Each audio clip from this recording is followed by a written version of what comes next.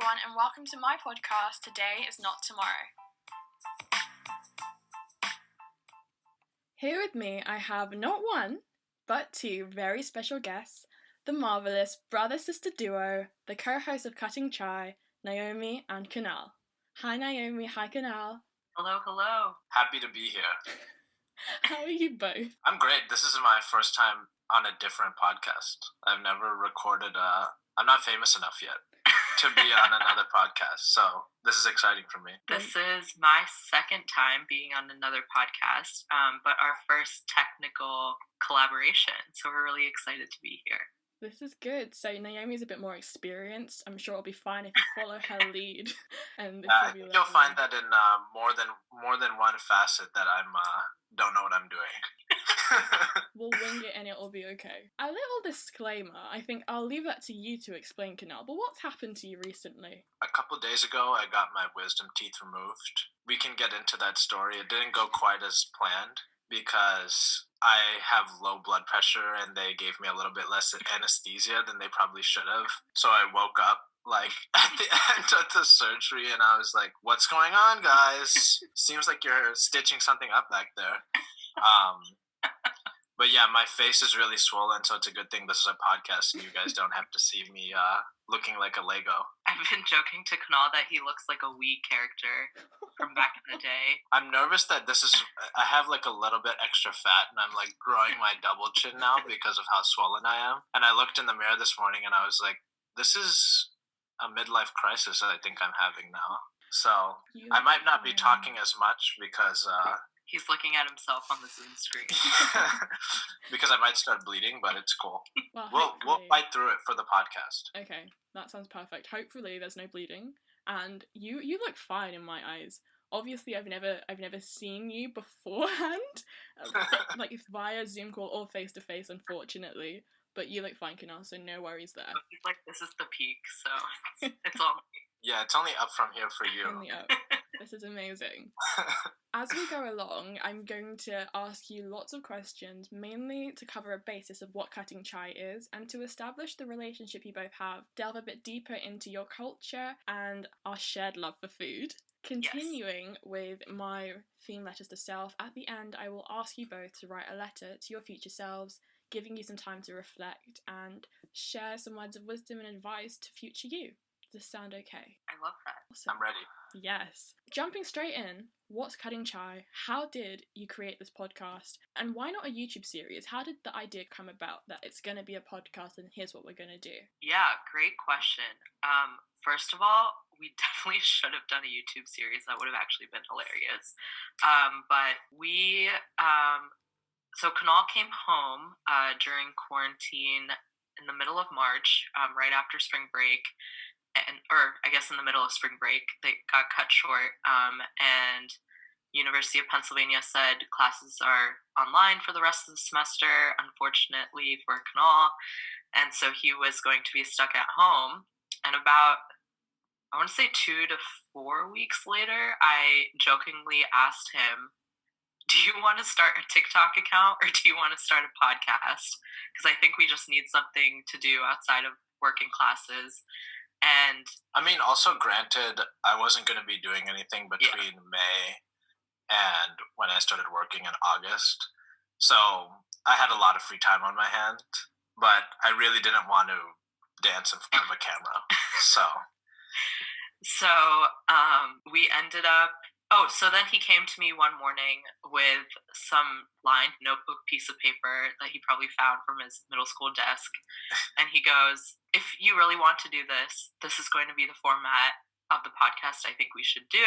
Are you in? And at that point, I had completely forgotten about this proposal that I had given him. And I thought, well, if he's put so much, work into this, this little plan, then I think we should go for it.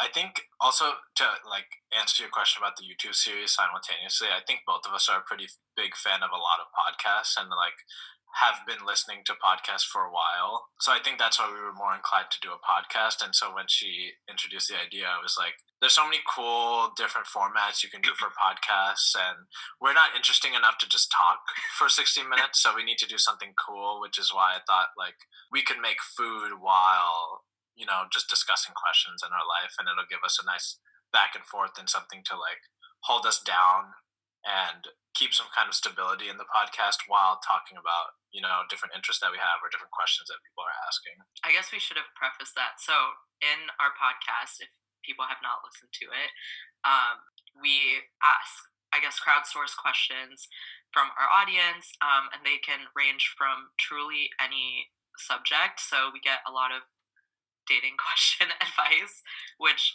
one of our family friends' mom asked us, why are we giving advice on that? We were like, Auntie, don't worry about it. She was like, you guys don't know enough about dating. You're not even married yet. And I was like, you don't know about my life. You don't know what I do in my free time. But yeah, all jokes aside, we love our solid auntie audience segment, but we get also a lot of questions on just like school and work and how do you navigate this 20 something life. And it was kind of fascinating because I think in the beginning the questions felt a little lighter and they were very like general questions that people have about life, and then as it's gone on, the questions have gotten, I feel like the stakes have gotten a little higher, and then we really are trying to think, oh my God, how do we give everyone, great advice? But with that being said, of course, we always preface it with, if you need, better solicited advice, please go see a professional, et cetera, et cetera. But it's been a really cool opportunity to, I think, just kind of broaden our horizons. I never imagined to start a podcast. It also forces us to be nice to each other for 60 minutes. And like really talk about, it's a good way to catch up because we're working during the day, and I moved to Chicago, and then I moved to New York during quarantine, so it's kept us in touch in a way. Like we'll text every day, but I don't know if you've texted Naomi, but she's a pretty dry texter, so the podcast gives us a very good way to just discuss our lives and discuss our opinions in a more structured format, which is nice for us as siblings. I'm going to touch on this. It's sibling love. I can see through it, Kunal. You love her deeply. It's such a facade. But I agree, your podcast is so unique. By having this aspect of making something whilst you're talking, it makes it a lot more relatable, because that's what happens. We're doing things as we're having conversation. Life's a bit busy. We don't just sit down and have one-on-one conversations. We do other things, and I think it's a double whammy, because we're learning these recipes and we're hearing your answers for these questions. If you're not listening to Cutting Chai, pause and just go follow and stay up to speed with their conversations, because I agree with Naomi. At first, the questions asked, they were a bit light, but now it's getting juicy and it's getting a lot deeper, and the entertainment level just skyrockets. It's so good. In regards to your relationship, you're doing this together, and you've touched upon having two very different schedules in life. You're busy and you're up and down traveling. When you are together and you're able to kind of take a minute to be with each other, what's it like now? You're both grown, you're both adults. Looking back on when you were a bit younger, how can you say your relationship has changed? When I was younger, she used to bully me a lot, I think. I think that's just like what an older sibling does. So I agree. It doesn't affect me. It doesn't affect me now, but I think I was definitely scared of her when I was growing up. And we're only a few years apart, but like, I don't know. There's this classic story about I was kind of very scared of everything when I was younger. I would say, like, scared of horror movies, scared of everything, and which has completely flipped now, and I'm very much more the fearful, avoidant type, which is funny. But we would like play basketball in our driveway, and my mom would like send us both out, and I liked playing basketball, and she was like, I don't want to play basketball, and especially not with him. And so we would be playing, and the ball would roll somewhere, and she like hid behind a car, and she was like, "Hey kid, give me your money." And I like was about to start crying. So that's kind of what the relationship was before. But yeah, I mean, as we I think when I don't know how you feel, but I think after she left for college, you see your sibling less, and you want to connect more, and there's more you can talk about because you guys are now living different lifestyles. And it's also just weird being the only kid at home for a little bit. Even if we didn't talk every day when we were both in high school, it was just, there's a different aura in the house when there's two kids at home. even now, when I think when I come home or when she comes home and we're both here together, it's just a different vibe. And now we can talk to each other about advice. Like, basically, the questions that we're answering on Cutting Chai and the advice that we give is not, I mean, the situations might not be the same, but often I will come to her for advice on relationships or job or career or anything like that. And I think she's starting to do the same too now that I've learned a couple things in college and I'm not a complete idiot anymore. Yeah, I think you summed it up pretty well. But I think growing up, when I was in elementary school, I was definitely a lot less, I'm trying to figure out what word to use. Nice. No. Amiable. No. Kind. I think I was just a little bit more carefree than I am now. I would definitely say out of everyone in my family now, I'm very much like type A, everything has to be planned. Like, I always need to have an idea or like a framework before I jump into something. And so I feel like when I was younger, like, I definitely pranked him a lot. I used to screw with him a lot because, he was easy to pick on. Now, not so much. He's like twice my size. But it's interesting because I would say probably when I got to my sophomore year of high school, and Kunal and I actually were the same height. And I remember starting to see him that was actually like a big change for me because now I'm like, oh, my brother's like growing up, and now this is someone that I could talk to about, the issues that I have in my life. And we also ended up we overlapped 1 year in high school, and we both went to a science and technology high school. And so that was also a very unique shared experience that we had that I think brought us closer together because my experience was I was very interested in writing and humanities, and I was interested in science and ended up pursuing science in college, but Kunal was like very much more like math, physics, like that was where he found his passions, and he ended up like becoming class president at our high school, and I was like editor-in-chief of the Lit Mag, so we had like very disparate experiences. And I think that was also kind of interesting because when he left high school, like, he can correct me if I'm wrong, but I felt like he had a little bit more of a nostalgic like look back at like, wow, like this was an incredible experience, and I was like, I can't wait to get out. I'm so done. And so it was nice to kind of have another perspective, and Kunal continues to be, I think, that kind of rock for me when I tend to very much overthink things, and he's always there like, look at things at face value, and like, this is all that you've accomplished, like, you need to be confident in yourself and your ability. And even though like now he's still, my younger brother, I definitely look up to him and how like he conducts himself and the work he produces, in his jobs and, all the other opportunities he's had. And I'm just grateful to have someone like him. Whoa. These are the deep things that don't happen on Cutting Chai. Just moving it over here, little segments, just a little flip of place.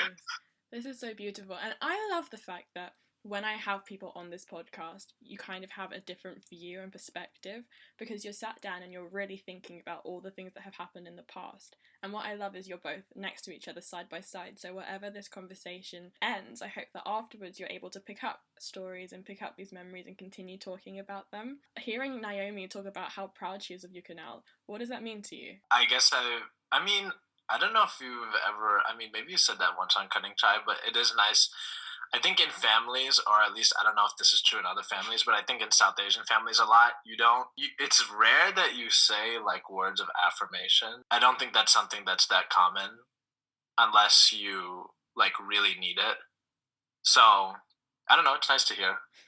You're welcome. I don't like getting too senti, but it is really nice to hear. And I think we have an understanding between us that's unsaid, but it's definitely nice to hear. So do you, if I may ask a question, do you have any siblings, and do you feel some parallels with what we've said so far? 100%. I'm the youngest sibling. I have 3 older sisters. They are married with children. They are living their lives. And I can relate to coming to a point where I can finally speak to them and be on the same level as them. I specifically remember we went to a restaurant and we were eating, and I had recently got my first job. I was working in a tuition centre, and my sister said something and I was knowledgeable on the topic, so I started to talk as well. And she goes, oh, Moffs, I can actually have a real conversation with you. When did you grow up? When did this happen? And I think that after this kind of time, moving forward, I am now able to speak to my sisters as an adult and speak to them and not have anything sugar-coated. They kind of believe that I'm ready to hear anything about the world. They treat me differently, and it's gone from being bullied as the younger sibling, that's what it was, being told to do everything. All of the I suppose younger sibling aspects of life, I've gone through it all now, so I feel your pain completely. But yeah, I was told recently by one of my really good friends who I've known for like 10 years since middle school. He was like, "You are the beta in your house, but that like made you the alpha outside of the house because you. I mean, I think that's just what happens with the youngest person in the family." I agree. It's made us stronger, and everything's done out of love. We're all growing at the same time, so they kind of learn as they grow as well. And it's not that bad. It's something we can now look back on and laugh about, which I think is great. Just unfortunately, we had to go through it at the time. So that's, yeah, not so bad. Not so well, bad. I think that whole situation has also made Kunal like the most rational person in our home. So often when there are disagreements amongst my parents and I, or you know, like just all of us in general, Kunal's always the one who's like, whoa, whoa, whoa. Like let's what is everyone trying to get out of this conversation? And I think often like the way that he can lay out situations in a way that everyone can understand is something that like when he's not around it's like we are all butting heads because we're not talking the same language. So it's nice when you know, he's in town or we're all in the same place for him to kind of act as a mediator or a translator per se. It's perfect. We are the mediators. I agree with you in that. I want to touch upon you mentioning you are South Asians. Growing up in an American household, do you think you got the full experience of being South Asian? And where exactly are you from? Let me start there. Where are you from? So our parents both grew up in Bombay in India. They came here separately to pursue their masters, and they actually lived a block apart in Bombay, which is crazy. And they had a mutual friend who the mutual friend gave my mom my dad's number and said, you know, when you go to the US, if you need anything, feel free to call my friend. Not realizing how vast the US is. My dad was in Baton Rouge and my mom was in Denver, our mom. And she happened to call him. I can't remember what it was about. I think it may have been about laundry. And they, you know, developed. I think it was about life insurance. Oh, maybe. Or some kind of insurance. Yeah. I don't know. But they ended up forming this friendship over the phone, which is insane. And, you know, now we're here. But my mom is half Punjabi, half Bengali. So those are two different, I guess, ethnic groups within India. And then our dad is Konkani. And so a lot of his family and his native place is near Goa, which is known to be like a really big beach resort area. A lot of people go on vacation there in India. So it's really interesting because I think a lot of our family friends, their parents had arranged marriages, you know, within same ethnic groups, and we joke that, you know, we're mutts because our parents didn't come from the same Indian background. But I think because of that, and they grew up in a very contemporary culture or cosmopolitan culture in Bombay, like they're very, very were in tune to like English music, and they went to English medium schools. And so when they came here, I feel like their assimilation was not as difficult as a lot of other, you know, South Asian families who have come to the US for the first time. And to be honest, I think that made it sometimes easier to blend in with American culture growing up because they were already very in tune to that. They were like kids of the 80s. Always were playing 80s music in our house. Like our house was still is so much of our home life revolves around music. So that I think was there. But then at the same time, you have religion and growing up Hindu, and Hinduism sometimes is often very cultural. So growing up in that was sometimes a little difficult because that often was not, it was difficult to reconcile with American culture growing up, you know, as a teenager in the US. Yeah, I think also what made it a really easy transition for us as kids who were born in the US to immigrant parents was that our parents grew up speaking English to us, which is, I mean, I kind of wish that didn't happen now because I don't know Hindi very well at all. Like, we can understand completely, but it's a little difficult to like engage in a conversation. We're often answering in English. I feel like if I'm in India for like a few months, then it's okay, and I will like be able to get around, just because you're immersed in the language and I can pretty much understand everything. But since my mom was really comfortable in Bengali and Punjabi, I guess, and my dad was really comfortable in Konkani, and they both spoke Hindi, but they would just rather speak English because they grew up learning English too, and they were in America for so long before they had us that we just ended up learning English. And the reason we know Hindi well is probably because our grandma spoke to us in Hindi when she was around. So, And Bollywood movies.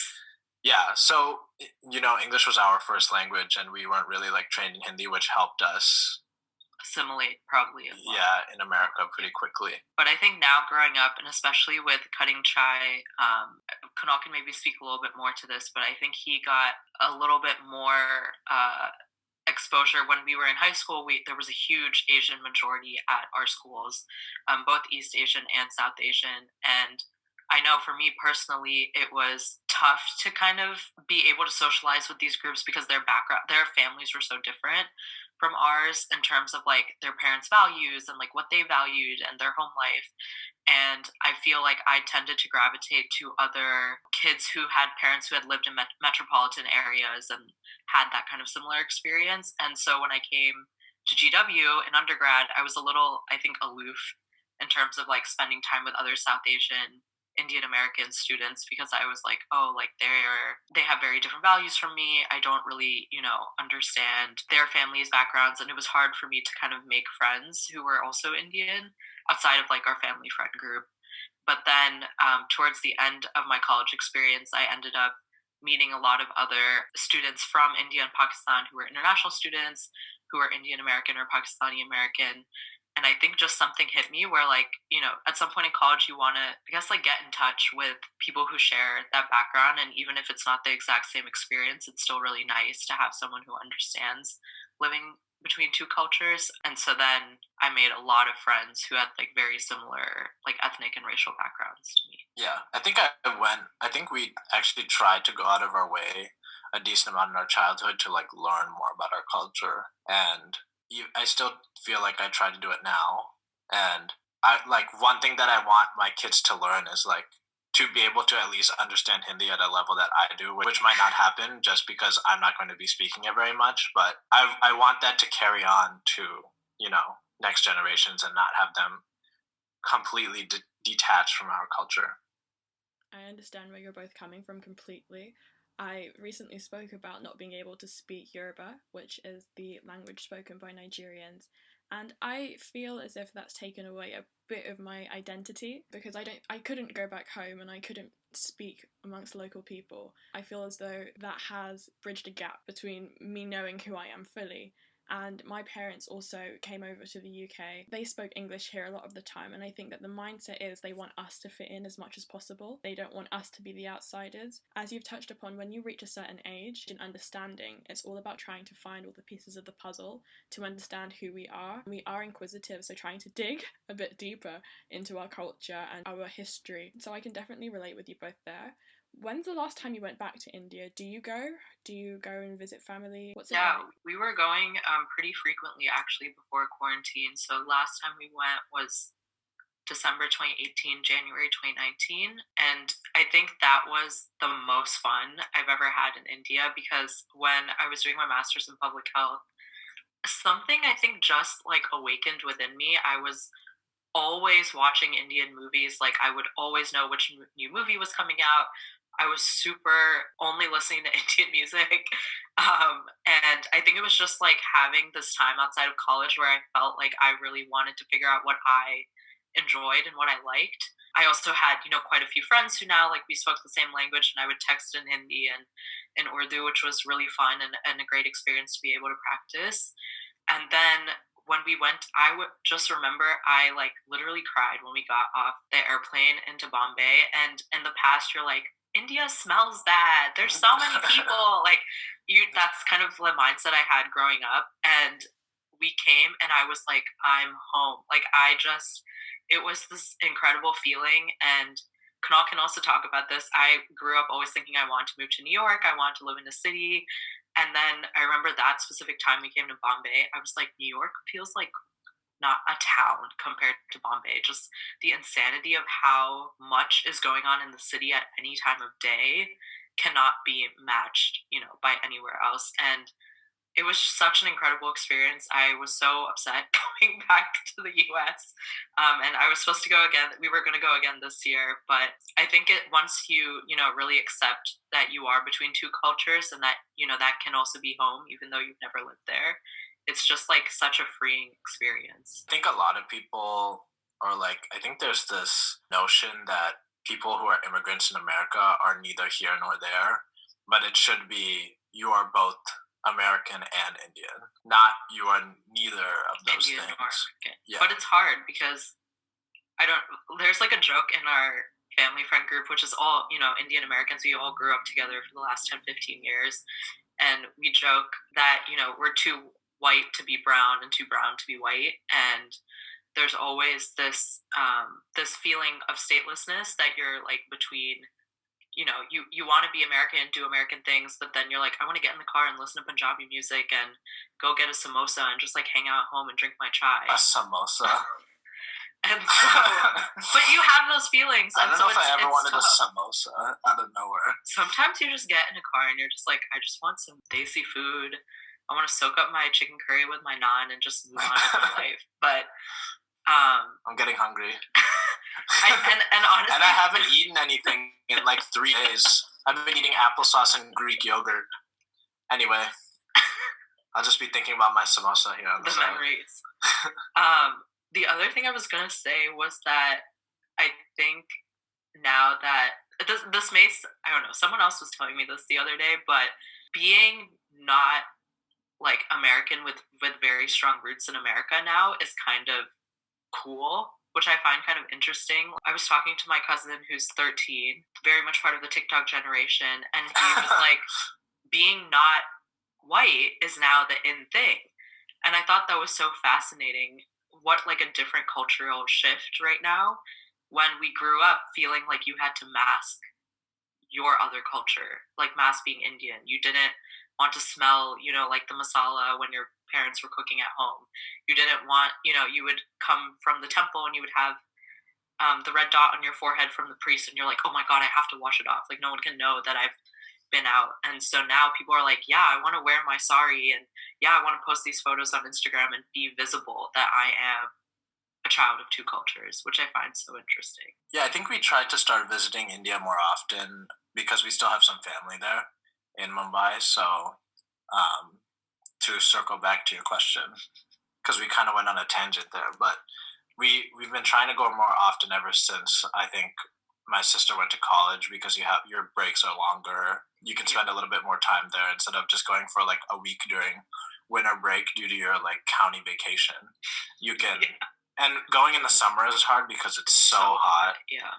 And I mean, that sounds pretty weak, but it's just so hot. It's like you would just rather go in the winter. I am looking forward to going back pretty soon. Yeah. But whenever things clear up, whenever that is. Hopefully soon. I will say, Naomi, what you said about your cousin and this new generation, we are definitely finding out more about our cultures and embracing it a lot more. This can be seen, especially I think recently with the Black Lives Matter movement. A lot of people were trying to find out more about themselves, not just Black people, but a movement where so many were coming together to stand up for a specific race and the injustice of people who were treated negatively because of the colour of their skin. It was a whole awakening that we should be proud of who we are and we shouldn't be treated differently because we are of a different colour, of a different race, of a different gender, because of anything.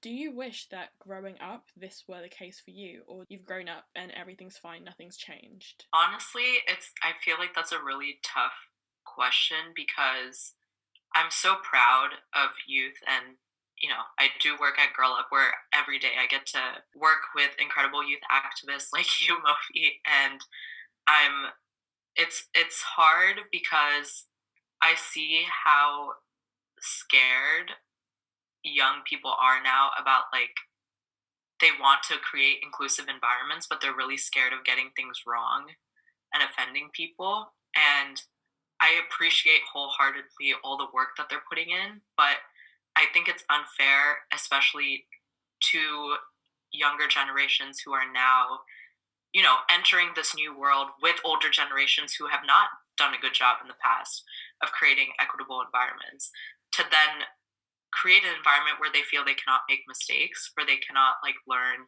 at a pace that works for them. I think I'm so proud of the work that youth especially are driving in the US in terms of creating spaces where people of color feel like they can be included. And although we cannot identify with the Black experience of Americans here, I think the Brown experience was really tough growing up, because we did face people who would make racial comments, and I remember I would never share with my family. And Kunal came home multiple times from elementary school and would tell us situations that he had encountered with his own friends, people who he trusted, felt, closest to within a classroom setting. And for them to make these comments and make him, feel alienated. And those were situations that I just was scared to tell my parents about, because I didn't want them to feel hurt or ashamed the way that I had. And I'm hoping that, generations to come around the world, not just in the US, that people will embrace their neighbors with love and respect and try to learn. And I think that's what's also interesting about our parents, is that I think, like, growing up, you'd be like, oh, like, a woman is wearing a bindi at Coachella, and people my age are like, oh my God, that's cultural appropriation. And my parents' generation are like, oh my God, they're embracing our culture.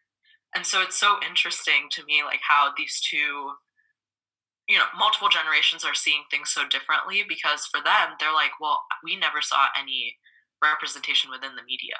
But for us, we're like, but this is not the way to do it. And so I think it's going to be a constantly evolving situation, but I hope that people look back at what's been going on around the world for centuries, and now especially during quarantine in the last 6 months, and really look to check their biases, try to create inclusive environments, realize that they're going to make mistakes, and that's okay, but you need to strive to understand and provide spaces where people feel safe regardless of the color of their skin. I think there were a lot of people with a lot of hope over the summer, that, like, people are paying attention finally, and we are, moving in the right direction, but also there's a lot to be done.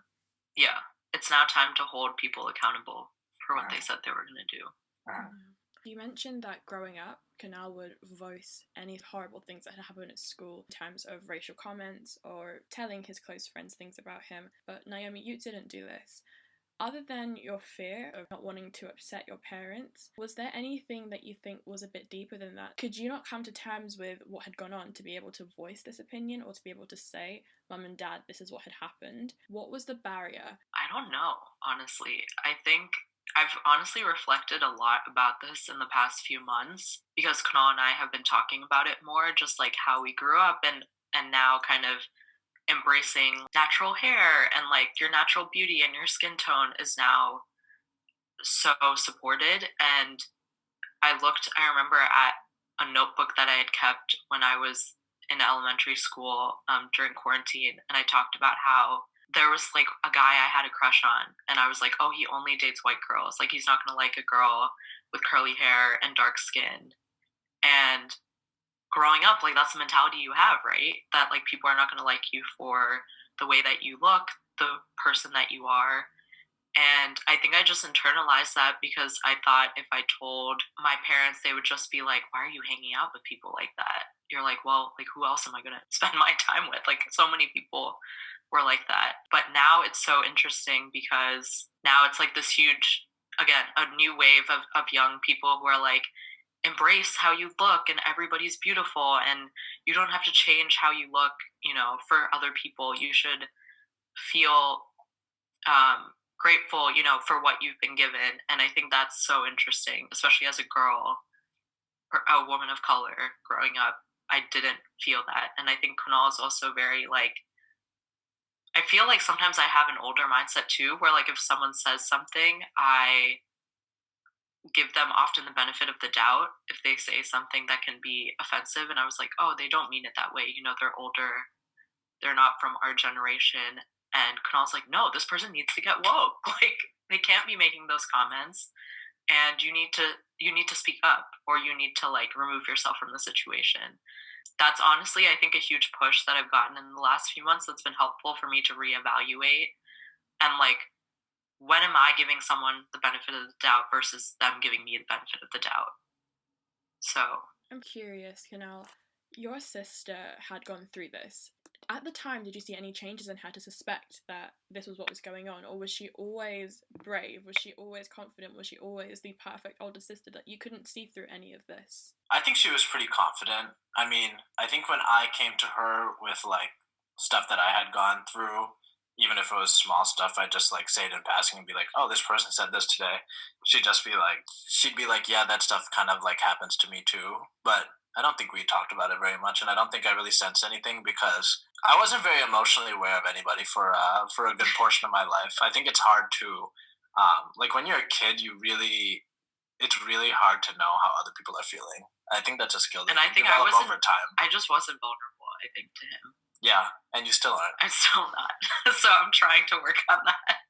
You'll get there. We all have different ways of expressing ourselves, and I suppose it's just those closest to us, hence I threw the question at you, Kunal, because when I'm surrounded by my family, although I'm not very emotional, I'm very much to myself, sometimes they can sense that, what's going on? She's not the same. And I just wanted to see if maybe that was the same for you. I think, yeah, sorry to cut you off, but I think I know more now when things are off for sure. But when I was younger, I was worried about my own problems. Just happy-go-lucky. Yeah, I was just like happy to be alive, see what's going on. Fall till you fall. If people said something to me, I was like, yeah, whatever, I don't know. Yeah. I'm just here enjoying the ride. But yeah, I wasn't really paying attention, honestly, unfortunately. I think it's different when you're the younger sibling, and when you're the older sibling, I think you just try to put on a strong face. I think only recently I've started opening up to him, because I think previously you don't want to overburden your sibling, and you're like, you have to be the sibling that like has it all together and like is leading by example. And so then now to feel like he like can support me, and it is a two-way street, it's nice, and it definitely feels like now I have my guard down, and like I don't have to fake it, that everything is okay. Is there ever a time where you want to get something off of your chest and you know that the only person you can tell is each other? All the time. There are times when Mom and Dad. There are times when I have to get something off my chest and I go to her, but there's sometimes when I have to get something off my chest and I'm like, if I tell my sister this, she's actually gonna murder me. Like if I like make some mistake, I don't know, and then I'll be like, I'll tell her in a month, the same thing too. Because I know she won't be mad at me in a month when I'm like, oh, this thing happened. That's crazy, right? But yeah, I think I'm pretty comfortable coming to her with anything, which is nice. With conversations, what's the best piece of advice you've gotten from each other? What's something that one has told the other that really sticks with you? I was like, what did I tell you? I'm trying to think of the best advice. So much. I think a lot of times I come with like relationship questions, and the advice is generally like, stop being an idiot. And I can't even say that's bad advice. That's pretty good advice. I think deep down, I'm probably more emotional than she is, which is the truth. So sometimes she'll tell me like very practical advice, and he's like, there's no heart in this. Yeah, I'm like, you're typing a lot of periods and not a lot of emotion. So, and she's like, yeah, you're just getting a little bit too emotionally involved in these kinds of things. And I'm like, yeah, I guess you're right. So I guess stepping away, I think obviously it's always easier to be the logical person when you're not in the situation, but yeah, I do get emotional sometimes. Kunal, I think, has given me the most amount of advice recently on being more self-confident and like being more sure of the decisions I'm making. I tend to overthink and doubt myself a lot, and he's always just like, just do it. Like, don't think so much. Like, you're qualified to be in the room, so just go for it. And I think, like, knock on wood, but he has a pretty good track record in terms of that. So I think that also really helps. And then also just taking things at face value. So often, you know, when you have conflicts with friends and you're like, why did so and so say this? And what does that mean? And he's like, who knows? Like, just take, you know, what they said at face value and don't think so much into it. And I think that also helps release a lot of the tension that you just carry day to day once you are not thinking too much into people's like should have, could have, would have. And you're just like, okay, this is what this person said, or this is what this person did. It is what it is. Yeah, I think in a lot of situations, if you think like, oh, is this person doing this to like hurt me, or is this person doing this to like how is this person doing this with me in mind? It's like they don't have you in mind. It's like everyone, I mean, this is kind of like cynical, but chances are someone's thinking about themselves more than they're thinking about you. And that's not a bad thing, but you just don't have to take everything so seriously. Yeah, that's just the reality. They're probably not doing anything to hurt you. They're just like, they just weren't thinking about it. They're thinking about, you know, themselves, which is fine. That's human nature. As you're talking to me, I'm reflecting. I feel this is a cutting chai episode because it's so deep. You're giving me all of the backstories, all of your opinions, the whole shebang. And first things first, my initial thought is they are so loving towards each other, and you might not notice this through your words. Naomi just gave a lovely sentimental back. You're really loving through your words and digging up these issues as children, looking now being adults. That gap that goes unspoken, just because you're living it doesn't mean that you shouldn't stop and go back and think about it. I do appreciate that you've mentioned during quarantine you have been reflecting. I'm just going to keep taking this in a place where I can learn from your experiences, let it flow. I'm curious now about the both of you, about you together, what you've gone through together and how things have been. Kunal, what relationship advice has Naomi given you that you think's actually worked? People want to know. You're getting into my private life. I don't know if I can like what specific advice I have that like I have gotten. I want to say there's I guess I don't know. I remember one thing. I'm trying to think of what maybe you know better, like of what the commonality. I mean, I don't know if he found this useful, but I remember one time growing up in South Asian culture, there's definitely still like a taboo around dating and relationships, and I think one of the hard things, especially when you're growing up Indian American, is how do you navigate like getting to know people in a way that you feel like you're not betraying your South Asian culture. And I remember having a conversation with him where I said, you know, like, are you using culture as an excuse for someone, or are you just like not interested in this person? And that's been something that I've also had to use as like, are you using like the South Asian experience as a reason for why you don't want to get to know this person, or is there something like, are there legitimate red flags? Is that an excuse for you? Yeah, because you actually don't want to. Because this person is actually not compatible with you, and you just don't want to admit that. Yeah, that's true. I think that happens to people like so across cultures and like throughout their life. Yeah, I think that can happen at least a couple times, or maybe it doesn't, and maybe that just happens to me. But I hope not. But that's definitely true. Do you think you were using your culture as an excuse at that time? Yeah, maybe. I think I have once or twice. I think I have for sure. It's just easy because you can be like, well, in some situations I have, but in some situations it truly was my culture was stopping me. I think like it's just so taboo to be in relationships when you're younger, but then it's like suddenly they're like, yeah, suddenly you're 22 and you get in a relationship and you're like, oh, but I don't really. You need to have like some relationship. I think you do need to have like some relationships, even if they're just friendships, to know what kind of people you'll like, and just like if you do want to be in a long-term relationship eventually, like you're not just gonna. I mean, for some people, I guess it works out. They like meet somebody in high school and it just is very compatible from day one, but you have to know what kind of people you'll get along with in the long term, what person you can see growing with you. And I don't think I figured that out yet either, but sometimes South Asian culture can stop you from having those experiences that can build you up and form you in that way. Yeah. And I think especially if you're dating, like you don't want to enter, I mean, maybe you do, But even, it's not even dating, it's like friendships too. Like, yeah, you will know who is going to be a good friend for life quicker because you've had more friendships in the past where you're like, oh, I know these are the people I like and these are the people I dislike and who I'll get along with in the long term. And it spans across all the relationships you have in your life. Are these things not spoken about in your culture? So you say it's kind of a taboo relationships. You've gotten to an age where you'd expect that you can speak about this with your parents. Can you? Yeah, I mean, I'm actually pretty open with them, like, since high school. I've been pretty open about that kind of stuff because I think there's like a guilt, and also, like, as we said, our parents are pretty, I guess, Western influenced, so they're not just gonna start screaming and yelling or anything. But I think I'm pretty open about it now. I don't know if I think also, but it also, like, you don't. But also, your experience is different because you are the youngest and you are a son. Yeah. I don't want to say that's a change, but I feel like it is a change. Yeah, I think that's a change. Do you feel that in your culture that happens? No, I'm just too young. I don't think it's the culture.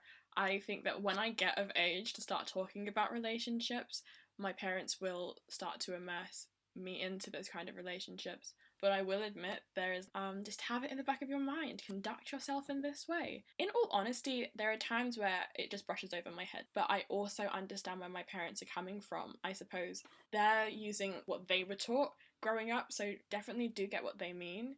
For me, again, it's more age. When I get to that stage, my parents are very westernized as well. I feel as if it will be open conversation. In our culture, it's mainly face your studies, face your education, and when it's time for that conversation, then it's time. Yeah, it's so similar, I think, to ours. I for sure remember going into high school and my mom was like, education first. Like, everything else is secondary. Which but is at the good. same time, I think that's good advice. No, it definitely was good advice. But with that being said, she's the party mom. She, like, always wanted all of my friends over at our house. Like, that was never, like, having a social life was never prevented. But I think it's also harder now when I'm older and, like, my mom's dad, my grandfather, all the time when we're FaceTiming will be like, you're 25 now. Where's your husband? I want to, like, travel the world with your boyfriend. I'm like, bruh, relax. And I ended up getting my MBA in the middle of the summer, and he was like, you got another degree, like, you got another master's, but, like, where's your man? Like, you're going to be too overqualified to, like, marry someone now. And I was like, if a man's not qualified, I don't want him. Yes. Yeah. And he was just like, I'm very disappointed. In that, I understand. I gave some, not death threats, but I was giving some violent threats to in the last Cutting Chai pod about the there was a question about somebody was saying like about their brother not being included in the wedding party. Yeah, the brother wasn't being included in the wedding party, and I was like, if you try that, if you don't try to vibe with me, you're out of the tribe. I'm sorry, it's not me that will be out, it's you that will be gone. You're like, sorry. No matter what, you take more space in your sister's heart than her man should. Got it. No problem. For now. I mean, for now. I'm not possessive. Well, it was really, I was talking to someone early in quarantine, and they told me that they also had an older sister, and he said, you know, like, if I told my sister I hated her husband, she would leave him today. And I was like, wow, like, that's really intense. Like, your sister is really ride or die for you.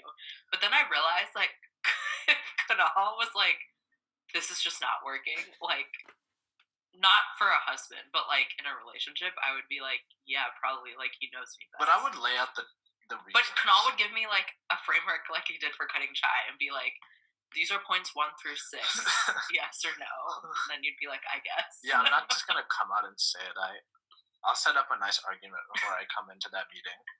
And then you would have a rebuttal. It'll be a pros and cons list, but the cons will just, like, keep going and going and going. Yeah, exactly. Exactly. 1 pro, 25 cons. Yeah. You make the decision. I think she'll get the message and then it's gone and goodbye. Yeah. Other than relationships, what else is a taboo topic to talk about in your culture? What's a disagreeable topic? Like a taboo. Yeah, I'm trying to think. I don't know if there are many.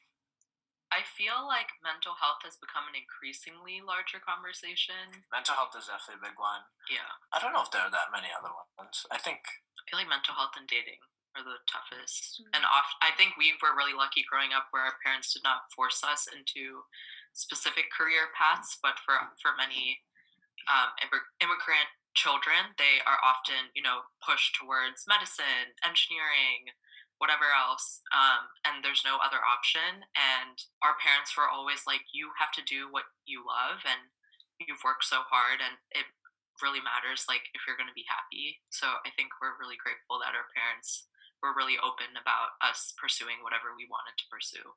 I also don't think mental health is like a specific South Asian taboo. I think that's pretty widespread among all people. Yeah. And I actually don't think it's any, I mean, it is a pretty big taboo in South Asian culture, but I don't know if it's any bigger necessarily than other cultures. Not necessarily, but it is. Yeah, it's like so. I think there's a lot of work to be done there all over the world and in everyone's minds in society. And I think the continued dismissal of like, oh, this is like everyone's experience. Like things will get better, especially when you're a teenager or a young adult. That kind of language can be incredibly toxic for someone who feels like they can't go anywhere else. And if you feel like your parents have always been such a big support, it's definitely hard to come out of that. But I think, again, 2020, I think has been such a pivotal year because of quarantine. People are talking so much about maintaining your mental health and doing things to, make yourself feel a little lighter, to reduce your anxiety, to reduce, your low points. And I'm not sure if we would have the same openness and that same conversation around it, if quarantine was not happening. Quarantine has definitely brought up a lot of topics that luckily we've had the time to speak about, progress towards, and move forward. I know that in my household, it's the most time I've ever spent bonding with my parents. This is the only time we're ever going to get to talk to you about these kind of things, because when life continues, it's so fast-paced and we don't get to have these sit-down talks.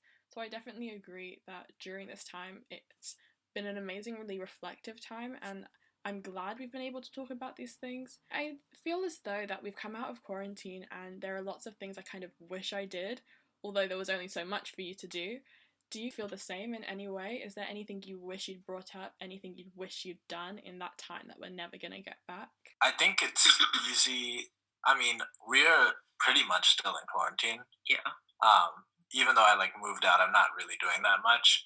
And the US is obviously handling the coronavirus extremely poorly. But I think no matter who it is, that you'll look back and you'll be like, yeah, I had a lot of time, so I probably could have done XYZ. Like, I had goals of reading that started off really well, and then now I'm not reading as often as I should be, or building different products or whatever, engineering products. But I'm also proud of the things that we did do, because we got a puppy, and I trained him, and he's a pivotal part of our family now. We made the podcast, which I thought was a really cool thing that we were able to do, and I love podcasts, so I just really wanted to have one at some point. So I'm really happy that we got to do that. I really, during that time where I wasn't in school or working over the summer, I did a lot of self-reflecting and thought a lot about who I was as a person, what I had done, because I think a lot of people don't reflect on college and your education afterwards, because you're traveling or whatever, you want to do a trip or you quickly start work afterwards. But I got that little bit of time to reflect and be home on my family and what I wanted to do with my future. And I think that's going to help me a lot many years down the road, because I got to think so much about who I am and what I want to do. So I think once quarantine ends, I'll be pretty content with. I was lucky enough where, so far, knock on wood, that I was pretty comfortable during quarantine and got to do a lot of stuff. So I don't think I'll have many regrets, to be honest. I don't know how you feel. Yeah, I would say pretty much the same boat. I think I've definitely done a lot of personal and professional development and reflection. And I think as Kunal said, like it's been a great time to reprioritize yourself and like really understand what your values and priorities in life are now that so many of our existing routines were just kind of thrown to the wind. I think the other aspect which was really interesting for me is that for as long as I know, like my education has been my life, my career has been my life. And I joke at Girl Up that Girl Up is a lifestyle, not a job. And so, being able to travel so much as part of my job and being able to meet girls around the world, there was not really any time to do anything else outside of, doing the bare minimum to like stay alive and stay healthy. And then once all of that traveling stopped and being able to really like connect back to who I am outside of my job and what my value is outside of my title and my position and my organization, I think that was a really grounding experience. And I think that's something that also comes out of, like Asian culture is we're so tied to our work and our value is tied to our work. And so like now recognizing like what happens if you don't have a job? Like who are you outside of that? Who are you without your degrees? That's been like a really important reflection that I had. And I hope to continue to think about that, as the years go on. That really hit me, Naomi. Who are you without all of those things that society sees as amazing to get you to where you supposedly want to be in life in terms of job and in terms of ranking? But put them all aside and it's just you bare. You have to learn more about yourself and who you are. If all those things are taken away from you, you're only left with yourself. That really hit me. You've taken me on an emotional roller coaster here and I'm not emotional. You're leading us, so it's true. I like grab a big glass of water after this. I will say that. A big pot of applesauce for me. I hope you get well soon. Oh my goodness. I know. Me too. I'm craving like meat right now, which is bad as a Hindu I am, but I mean, we eat meat. It's not that we don't. Yeah. Hey, to chew is really a great ability. You never think about it until you can't. Until you can't anymore. I have been talking to you for ages, and honestly, I have so many questions that I might just have to send them through for you to get through on Cutting Chai, and just tune in, knowing that the episode's dedicated to me, and that'll be lovely. But I'm so happy to have had you both on, and what I would like to have hoped is you've enjoyed this experience to sit down and talk to each other, to kind of take a second and hit pause, and speak about things that, although you're now speaking about on Cutting Chai, prior to you might not have brought up these conversations. I hope you've learned a little bit more about each other and that the vulnerability you share amongst one another does remain constant and that you can keep going to each other, which by the sounds of the conversation as you're growing, you are beginning to do more often. I kind of want us to summarize everything now for you to like take a breath, take a second, and once you're ready, if you can please write your letters to self. I can go first. Okay. Dear Kunal, I hope that in the future you're able to make an impact on a group of people, whether that be through your career or outside of it. And I hope that you're happy with where you are and who you are as a person, and that your family is healthy. Sincerely, Kunal from the past.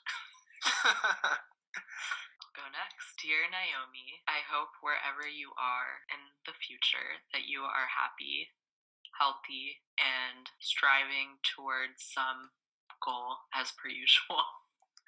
I also hope that you get out of your comfort zone and you try things that you never expected and surround yourself with people who are fun and energetic and intelligent and make you feel that life is worth living. And I hope that you continue to enjoy the time with your family and that you're still close with your family and that you're just enjoying what life has to offer. Lots of love, Naomi. Also, I hope that your wisdom teeth aren't causing any issues anymore. To myself. P.S. P.S. Hope your teeth are not crowding anymore or sensitive. Hopefully not. That was wonderful. You have been amazing. Thank you so much for taking the time. I would love to make sure that everyone checks out the Cutting Chai podcast by Naomi and Kunal, as well as heading over to their Instagram page at Cutting Chai Pod to see the delicious treats that we discussed they make and to send over some juicy questions for their next episode. It has been amazing and I have loved this so much. I will see you all next time for another episode of Today is Not Tomorrow. Thank you. Thank you so much.